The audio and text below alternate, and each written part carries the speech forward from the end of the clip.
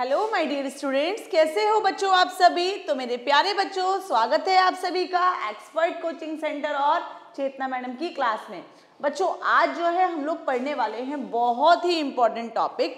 आज जो हम स्टार्ट करेंगे वो है इंटरनेशनल सोर्सेज ऑफ फाइनेंस। मैंने अब तक इंटरनल सोर्स ऑफ फाइनेंस पढ़ाया, जिसके अंदर मैंने आप लोगों को प्रेफरेंस शेयर, इक्विटी शेयर्स और रिटेन्ड अर्निंग के बारे में बताया। बेटा उसके अलावा हम लोग उधार भी लेते हैं, जैसे बैंक वगैरह से, फाइनेंशियल इंस्टीट्यूशन से, वो आपके कोर्स में नहीं है इस बार, ठीक है। तो आज जो हम पढ़ेंगे वो है इंटरनेशनल सोर्सेज ऑफ फाइनेंस, यानी कि अगर जो है हम लोगों को बाहर से पैसा मंगाना है, दूसरी कंट्री से पैसा मंगाना है, तो कौन कौन से सोर्सेज हैं हमारे पास। तो सबसे पहला सोर्स है बच्चों जीडीआर। क्या है? जीडीआर यानी कि ग्लोबल डिपॉजिटरी रिसीप्ट। क्या है बच्चों? Global depository receipt. आज हम इसके बारे में पढ़ेंगे, बहुत ही अच्छे से पढ़िएगा। कोई प्रॉब्लम हो तो बच्चों पूछिएगा, एक एक लाइन समझाऊंगी, एक एक वर्ड समझाऊंगी। उसके अलावा इसको जो है मैं आपको बिल्कुल डीपली समझाने वाली हूँ, क्योंकि ये बहुत इंपॉर्टेंट टॉपिक है। पेपर के अंदर एक जरूर आता है जीडीआर, आईडीआर और एडीआर, तीनों ही टॉपिक्स हैं। इंटरनेशनल सोर्स ऑफ फाइनेंस है बच्चों, तो सभी बच्चे ध्यान से सुनेंगे। क्या है ये जीडीआर? एक्चुअल में होता क्या है बच्चों, ठीक है। कह रहा है a GDR is an instrument. GDR जो है वो एक ऐसा इंस्ट्रूमेंट होता है। जीडीआर क्या है? एक ऐसा इंस्ट्रूमेंट होता है, यानी कि एक ऐसा पेपर होता है, एक ऐसी पेपर फॉर्म में होता है जैसे शेयर्स डिबेंचर्स होते हैं ना, उसी तरीके से जीडीआर भी होती है। शेयर डिबेंचर्स क्या थे? एक पेपर फॉर्म में ही तो था वो भी, लेकिन वो कंपनी जो है वो इशू करती थी जब शेयर्स, तो क्या करती थी? वो लोगों से पैसा इकट्ठा करती थी। तो जीडीआर भी क्या है? जीडीआर भी एक इंस्ट्रूमेंट है, एक फाइनेंशियल इंस्ट्रूमेंट है, यूज्ड अब्रॉड। इसमें क्या होता है? इशूड अब्रॉड, इसको इशू किया जाता है, इसको इशू किया जाता है by an Indian company to raise funds in some foreign currency. बहुत ध्यान सुनना, देखो ध्यान से। इसके अंदर बच्चों क्या होता है, अगर हम बात करें किसकी? जीडीआर की। किसकी बात करें बच्चों? जीडीआर। तो देखो ये है इंडियन कंपनी। कौन है? Indian company. अब इस इंडियन कंपनी को पैसा चाहिए। क्या चाहिए बच्चों? पैसा चाहिए। फॉरेन करेंसी में, मतलब पैसा चाहिए। यह है हमारी फॉरेन कंट्री, ठीक है। फॉरेन कंपनी है या फॉरेन कंट्री है, ओके, फॉरेन कंट्री। तो जो एक इंडियन कंपनी होती है, क्या करती है? एक फॉरेन कंट्री को ये क्या कर रही है बच्चों? देखो ये जो है क्या इशू कर रही है? Issue GDR. क्या इशू कर रही है? जीडीआर। सही बात है, जैसे शेयर इशू करते थे ना, उसी तरीके से जब बाहर सी कंट्री से एक मतलब हमें पैसा मंगाना चाहते हैं हम लोग, पैसा चाहिए हमें, और कौन सी करेंसी में चाहिए? हमें फॉरेन करेंसी चाहिए। हमें क्या चाहिए? Foreign currency. तो एक इंडियन कंपनी जो है वो क्या करती है? जीडीआर इशू करती है। किसको? किसी फॉरेन कंट्री को। किसको इशू करती है? किसी फॉरेन कंट्री को, ठीक है बच्चों। तो क्या कह रहा है ये? देखो कह रहा है कि भाई जीडीआर एक इंस्ट्रूमेंट है, इशूड अब्रॉड। उसको कहां पर इशू किया जाता है? विदेशों में। कहां पर? विदेशों में इशू किया जाता है। जैसे शेयर्स डिबेंचर्स इशू होते हैं, उसी तरीके से जीडीआर भी एक ऐसा इंस्ट्रूमेंट है जो विदेशों में इशू किया जाता है बाय एन इंडियन कंपनी। कौन इशू करता है? Indian company. और क्यों इशू करती है? To raise funds in some foreign currency, ताकि कंपनी के पास पैसे आ जाएं, फॉरेन करेंसी आ जाए, and is listed and traded on a foreign stock exchange. और एक बात ध्यान रखना, जब भी हम शेयर डिबेंचर बॉन्ड्स में डीलिंग करते हैं तो इंडिया के अंदर होता है, तो इंडियन स्टॉक एक्सचेंज में ही उनकी डीलिंग की जाती है। लेकिन बच्चों देखो ध्यान से, ये इंडियन कंपनी यहां पर इशू कर रही है। कहां पर? किसी फॉरेन कंट्री में इशू कर रही है अपनी जीडीआर्स को। तो क्या होगा कि यहां का जो स्टॉक एक्सचेंज होगा, क्या होगा बच्चों? यहां का जो स्टॉक एक्सचेंज होगा, फॉरेन स्टॉक एक्सचेंज जो होगा, फॉरेन कंट्री में ना, जब भी क्या करते हैं, शेयर डिबेंचर बॉन्ड्स में डीलिंग करते हैं, तो बच्चों क्या होता है कि भाई अब इंडियन कंपनी इशू कर रही है ना इस वाली कंट्री में, तो इसका जो रजिस्ट्रेशन होगा, लिस्टेड का मतलब होता है जो रजिस्ट्रेशन होगा, हम जो पूरी डिटेल देंगे कि भाई हमने इतनी जीडीआर इशू करी है, तो वो जो है हम फॉरेन स्टॉक एक्सचेंज में क्या करेंगे, यहाँ पर अपनी जीडीआर को लिस्टेड करवाएंगे, अपनी जीडीआर को लिस्टेड करवाएंगे। क्लियर, समझ में आ रहा है, कोई दिक्कत तो नहीं हो रही? क्या कहा मैंने, देखो ध्यान से, जब एक इंडियन कंपनी को पैसों की नीड होती है, फाइनेंस की नीड होती है, तो इंडियन कंपनी क्या करती है, जीडीआर इशू करती है। क्या इशू करती है बच्चों? जीडीआर इशू करती है। कहां पर? फॉरेन कंट्री में। कहां पर? फॉरेन कंट्री में, ताकि फॉरेन कंट्री से पैसा मंगाया जा सके। ठीक है, और जो भी जीडीआर होती है उसको लिस्टेड करवाया जाता है फॉरेन स्टॉक एक्सचेंज में। कहां पर? फॉरेन स्टॉक एक्सचेंज में उसको लिस्टेड करवाया जाता है, उसको जो है रजिस्टर्ड करवाया जाता है। फॉर इंस्टेंस, जैसे कि अगर हम बात करें GDR issued by Reliance industry. अब रिलायंस इंडस्ट्री मान लो जीडीआर इशू कर रही है, रिलायंस इंडस्ट्री को फाइनेंस चाहिए फॉरेन मतलब फॉरेन करेंसी में, तो रिलायंस इंडस्ट्री बच्चों कहाँ की है, जरा बताओ? इंडिया की है ना।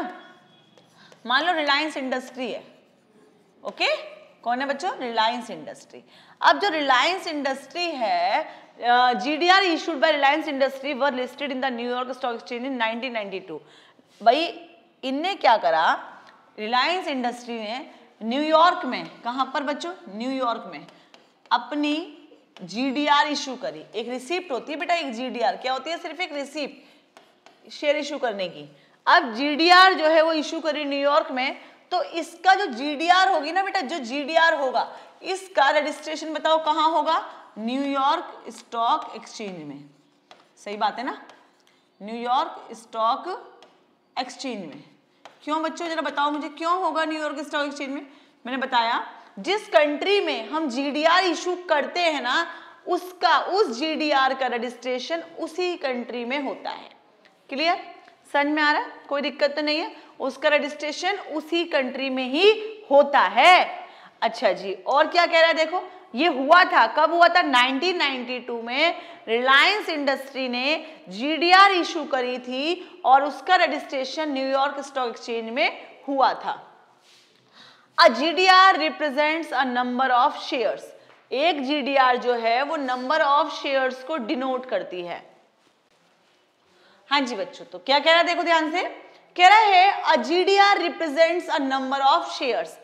एक जीडीआर नंबर ऑफ शेयर्स को डिनोट करती है। जैसे कि मैं बता दूं आप लोगों को, जैसे कि नॉर्मली होता है 1 GDR is equal to 10 shares, लेकिन डिपेंड करता है। 10 शेयर्स तो नॉर्मली है कि एक जीडीआर में 10 शेयर होंगे, जैसे 10 रुपए में, जैसे 1 रुपए में 100 पैसे होते हैं ना, उसी तरीके से एक जीडीआर में 10 शेयर बताता है। एक जीडीआर किसको बताती है? 10 शेयर्स को। नॉर्मल में 100 भी बता सकती है, 1000 भी बता सकती है, लेकिन अगर आपसे कोई पूछे कि एक जीडीआर में कितने शेयर्स होते हैं, तो आप बोलोगे एक जीडीआर में 10 शेयर होते हैं नॉर्मली। ठीक है, a GDR represents a number of shares of the issuing company registered in India. जो कंपनी इंडिया की होगी, इशू कौन कर रहा है? इंडियन कंपनी कर रही है, तो जो इंडिया की कंपनी होगी, क्या होगी बच्चों? जो इंडिया की कंपनी होगी, इंडिया की कंपनी जो इशू कर रही है किसी बाहर की कंट्री को, फॉरेन कंट्री को, तो क्या होगा? वो नंबर ऑफ शेयर्स को डिनोट करती है इंडिया के। ठीक है, एक जीडीआर इंडिया के शेयर और नंबर ऑफ शेयर्स को डिनोट करती है जिस कंपनी का रजिस्ट्रेशन इंडिया में हुआ है। Clear? A holder of GDR. अब जैसे मान लो मेरे पास जीडीआर है, क्या है बेटा? जीडीआर। मेरे पास जीडीआर है, तो मैं क्या कर सकती हूं बच्चों? देखो ध्यान से, मैंने बताया एक जीडीआर में 10 शेयर होते हैं। क्या होते हैं? 10 शेयर्स।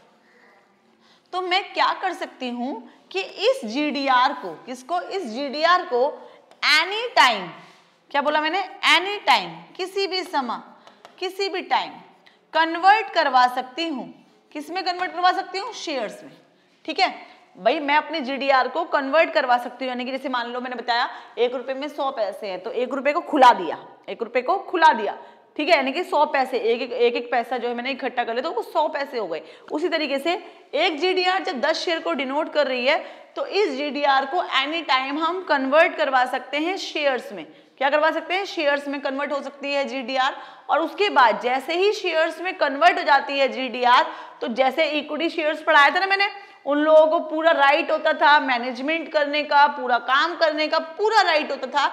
उसी तरीके से जैसे ही GDR कन्वर्ट हो जाती है शेयर्स में, तो इन लोगों को पूरा अधिकार मिल जाता है कंपनी के मैनेजमेंट में पार्टिसिपेट करने का, कंपनी के मैनेजमेंट में पार्टिसिपेट करने का, प्रॉफिट में हिस्सा लेने का। ठीक है, तो देखो क्या कह रहा है ये, अ होल्डर ऑफ GDR, एक होल्डर यानी कि जिसके पास GDR है, अ होल्डर ऑफ GDR, जिसके पास GDR है, जो GDR का होल्डर है, कैन एट एनी टाइम, किसी भी समय, जो GDR का होल्डर है वो किसी भी समय कन्वर्ट करवा सकता है इसको नंबर ऑफ शेयर्स में। किसमें?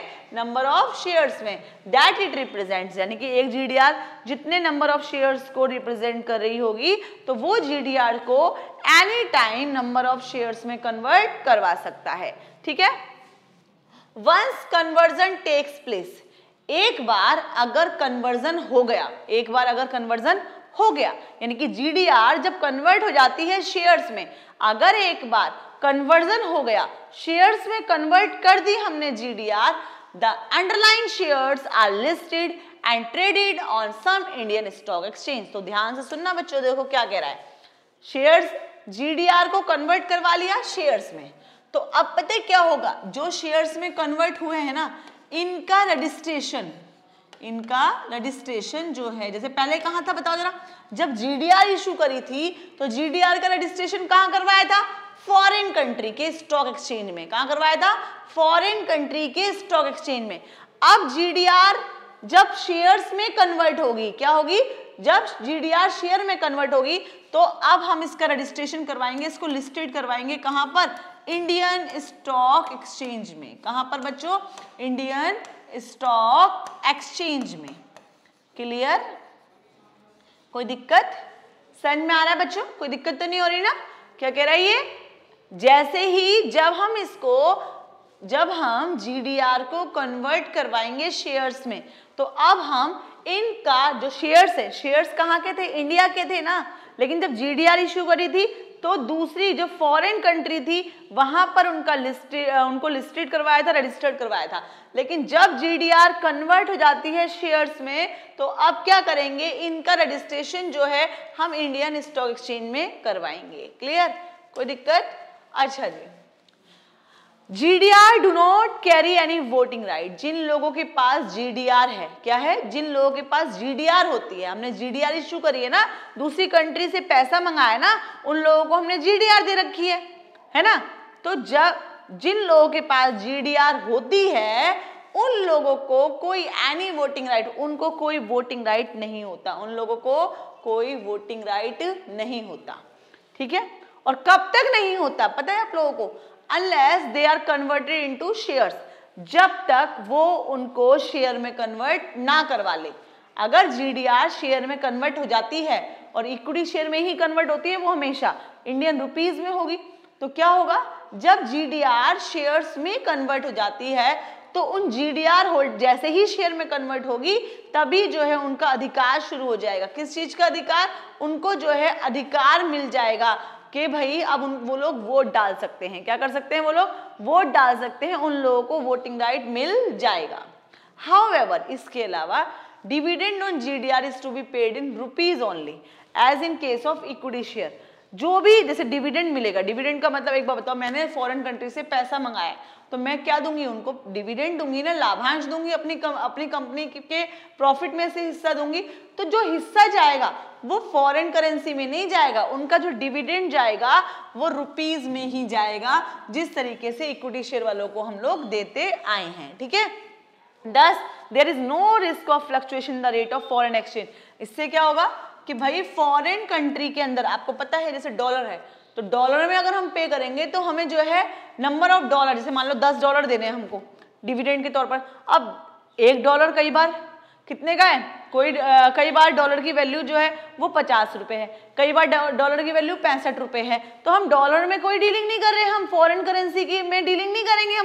हम लोग जो डिविडेंड देंगे ना दूसरी कंट्री के लोगों को, जिन लोगों ने हमें करेंसी दी थी, जिन लोगों ने हमें पैसा लगाया था हमारी कंपनी के अंदर, हमने जब उनको जीडीआर इशू करी थी तो क्या होगा कि उन लोगों को हम जो डिविडेंड बांटेंगे बच्चों, वो बांटेंगे किस में बांटेंगे डिविडेंड हम उन लोगों को? रुपीज में। किस में बच्चों? रुपीज में। हमें कोई मतलब नहीं है मार्केट में क्या हुआ क्या नहीं हुआ, हम तो उनको डिविडेंड बांट देंगे।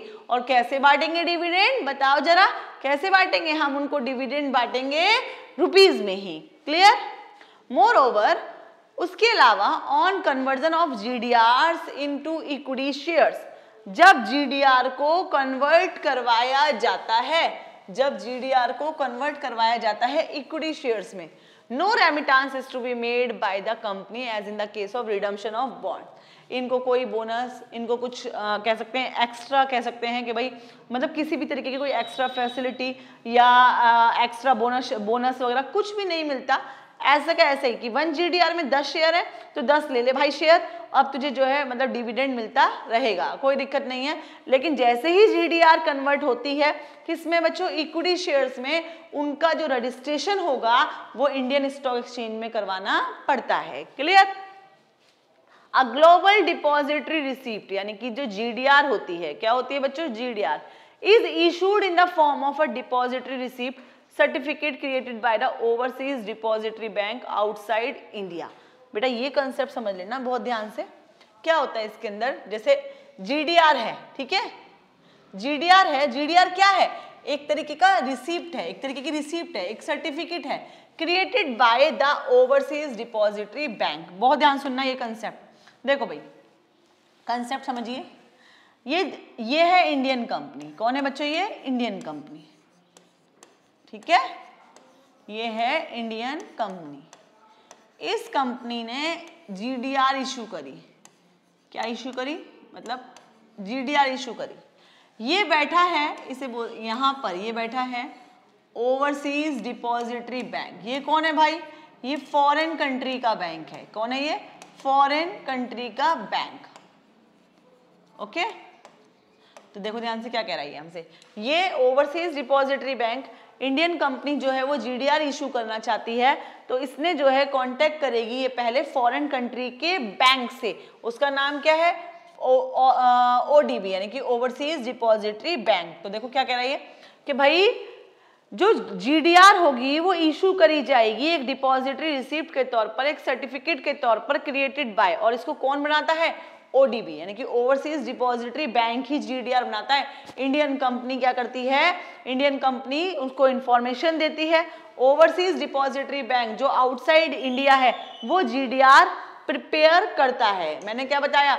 इंडियन कंपनी जीडीआर इशू करना चाहती है, तो जीडीआर को जो प्रिपेयर किया जाएगा, जो बनाया जाएगा, वो कौन बनाएगा? Overseas depository bank. ये फॉरेन कंट्री का बैंक है, ठीक है, वो इसको जीडीआर को क्रिएट करेगा। किसके बिहाफ पर? इंडियन कंपनी के बिहाफ पर। क्या बोला मैंने? इंडियन कंपनी के बिहाफ पर।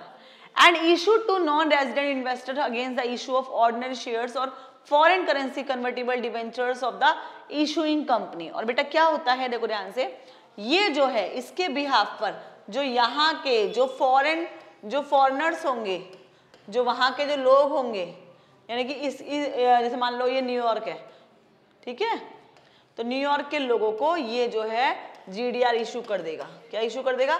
जीडीआर इशू कर देगा। किसके बिहाफ पर? इंडियन कंपनी के बिहाफ पर। और क्या करेगा? इनसे पेमेंट ले लेगा, फॉरेन करेंसी में ही पेमेंट लेगा, और फॉरेन करेंसी में पेमेंट लेकर के इस कंपनी का जो बैंक होगा उनको पेमेंट ये कर देगा, ठीक है, डोमेस्टिक कस्टोडियन बैंक बोलते हैं उसको, ठीक है, और ये जो है इसको इशू कर देगा। देखो ध्यान से क्या कह रहा है? The ODB is the bank. ODB क्या है? ओडीबी एक बैंक है। ओडीबी क्या है? एक बैंक है, और authorised bye the issuing company. जिसको इशू करा है, किसने, मतलब किसको ऑथराइज करा है, इस बैंक को ऑथराइज किया जाता है, इस बैंक को ऑथराइज किया जाता है। और बच्चों किसने ऑथराइज करा है इसको, इशूइंग कंपनी ने। किसने ऑथराइज करा है इसको, इशूइंग कंपनी ने, जो कंपनी जीडीआर इशू करना चाहती है। और क्यों इशू करा है कि भाई तू जीडीआर इशू कर दियो against it issue of ordinary share, हम तेरे को शेयर्स देंगे, ठीक है, मतलब शेयर्स के बदले में हम आपको शेयर को कन्वर्ट करना है तेरे को जीडीआर में। और कौन कन्वर्ट करता है शेयर्स को जीडीआर में, ओवरसीज डिपॉजिटरी बैंक। कौन, overseas depository bank. The issued shares और debentures are delivered by the issuing company to a domestic custodian bank who would request the ODB to issue GDRs to the foreign investors। देखो बहुत ही बढ़िया concept है, मैंने बताया। देखो ये Indian company directly इसके कांटेक्ट में नहीं होती, किसके, ओवरसीज डिपॉजिटरी बैंक के कांटेक्ट में नहीं होती, इनके बीच में एक और आता है, इसे बोलते हैं डोमेस्टिक कस्टोडियन बैंक। क्या बोलते हैं बच्चों, डोमेस्टिक कस्टोडियन बैंक। अभी जो डोमेस्टिक कस्टोडियन बैंक है इंडिया, ये इंडिया का बैंक है। ये कौन सा बैंक है, इंडिया का बैंक है। कौन सा बैंक है बच्चों, ये इंडिया का बैंक है।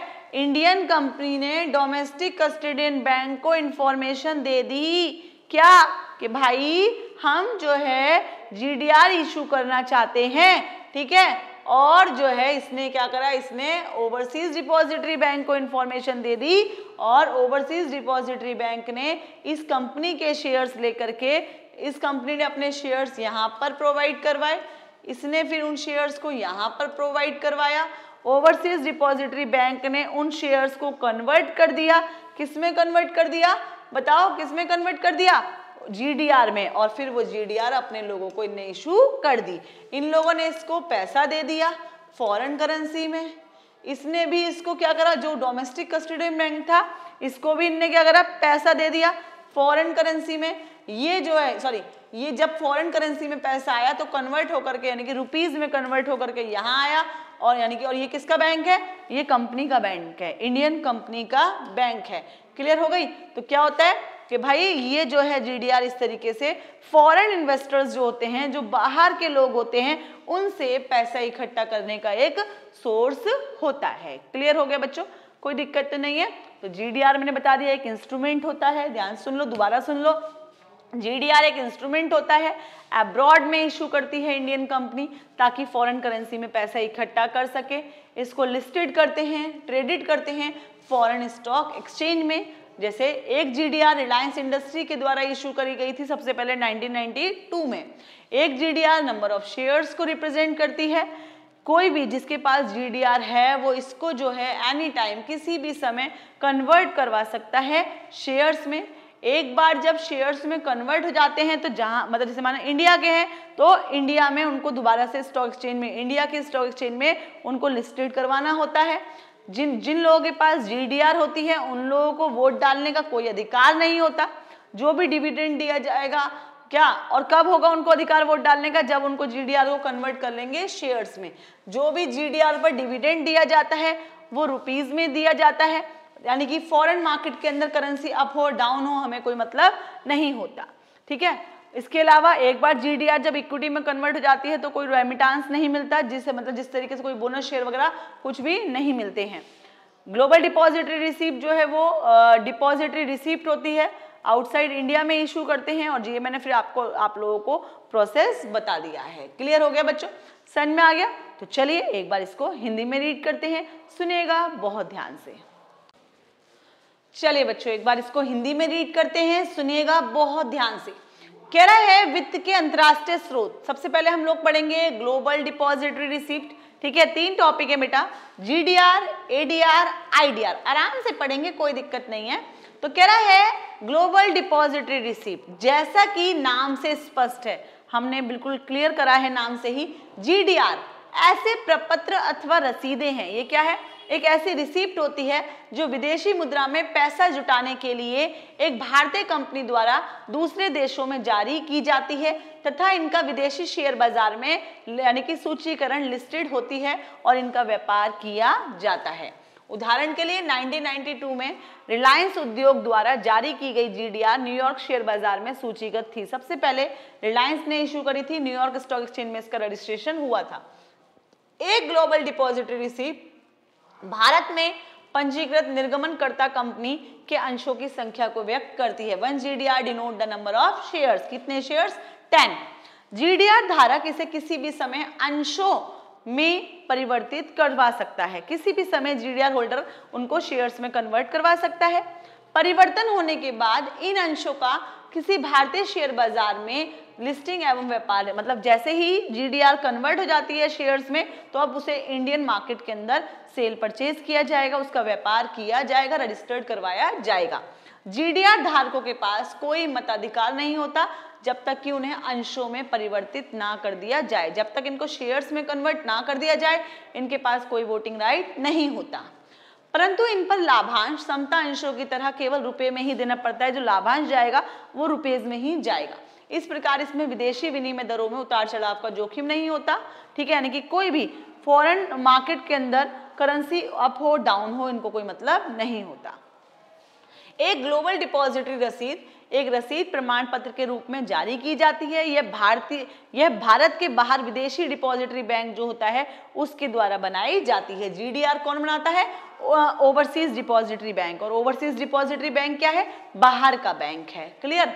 विदेशी डिपॉजिटरी बैंक निर्गमन कर्ता कंपनी द्वारा अधिकृत बैंक है। ये क्या है? एक इशूइंग कंपनी होती है, उसके द्वारा एक रजिस्टर्ड बैंक होता है, ऑथराइज्ड बैंक होता है, जो इसके क्षमता अंश अथवा विदेशी मुद्रा परिवर्तनीय ऋण पत्रों के विरुद्ध ग्लोबल डिपॉजिट मतलब शेयर्स और डिबेंचर्स के बदले में GDR इशू करता है। जारी किए गए अंश अथवा